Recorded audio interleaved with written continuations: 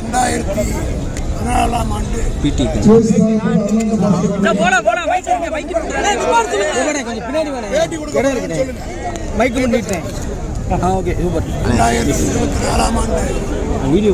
நடைபெற்ற நாடாளுமன்ற தேர்தல் நேரத்தில்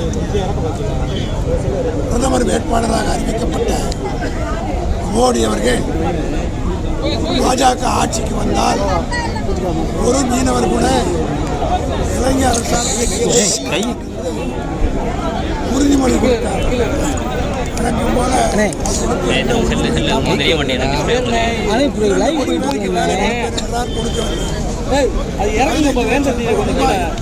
வங்கியிலே போடுவேன் என்று சொன்னால் போடவில்லை.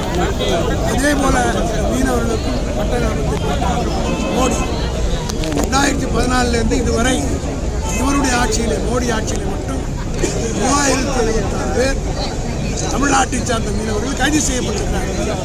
நேற்றைக்கு முன்தினம் 8ஆம் தேதி கூட 19 பேர் கைது செய்யப்பட்டு பாடிக்கொண்டிருக்கிறார்கள் சிறையில்.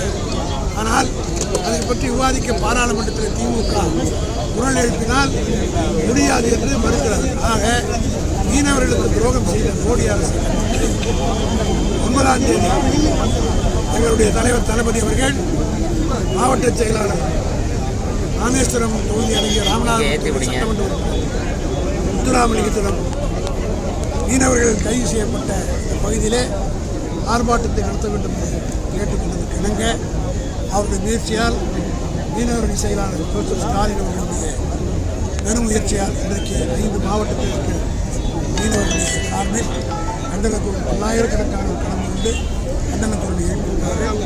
மத்திய சர்க்காருடைய கையெல்லாம் இந்த தேர்தல் தேதி கூட அறிவிப்பை தள்ளி போடுறாங்க. ஏன்னா சில அறிவிப்புகளை செய்வதற்காக மோடி அரசு விழப்பு வந்து தெரிஞ்சிடுச்சு. ஆகவே ஒன்றா புதுசாக அறிவிச்சிருக்கு. காமன் சிவில் கோடு என்ற ஒன்று ஜார்க்கண்டில் இன்ட்ரெஸ்ட் பண்ணி இப்படி ஒன்றா எப்படி ஏமாற்ற முடியுமோ அதெல்லாம் செய்கிறாங்க.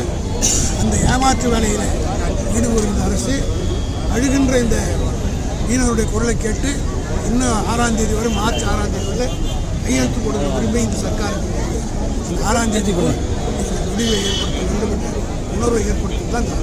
இந்த 6ஆம் தேதிக்குள்ள திமுக நாடாளுமன்ற குழு யாரும் வெளியுறவுத்துறை அமைச்சரை சந்தித்து மீனவர்கள் 35 முறை எங்கள் தலைவர் சொன்னது போல 35 முறை கடிதம் எழுதிவிட்டார். வெளியுறவுத்துறை அமைச்சரும் சந்தித்து கொடுத்து விட்டோம். பிரதமர் இடத்துல மட்டும் 13 கடிதம். எங்கள் தலைவர் மட்டுமல்ல, எங்களுடைய உதயநிதி ஸ்டாலின் அவர்களும் மோடியை சந்திக்கும் போது கேட்டிருக்காங்க. ஆகவே இன்னும் இருக்கிற நாளைக்கு கூட்டாருனா கூட நாளை காலையில் சொன்னார்னா சாயந்தரம் டிஆர் 10 ஆண்டுகளை தொடர்ந்து முதல்வர்கள் தமிழக முதல்வர் கடிதம் எழுதுறாங்க சார். ஆனால் இருப்பினும் இந்த தொடருது இந்த பிரச்சனை. அப்போ மீனவர்கள் மீது அக்கறை காட்டாதது நினைக்கிறீங்களா சார்? மத்திய காட்டுது. அதனால 24 அவங்க வீட்டுக்கு அனுப்பி கேட்டு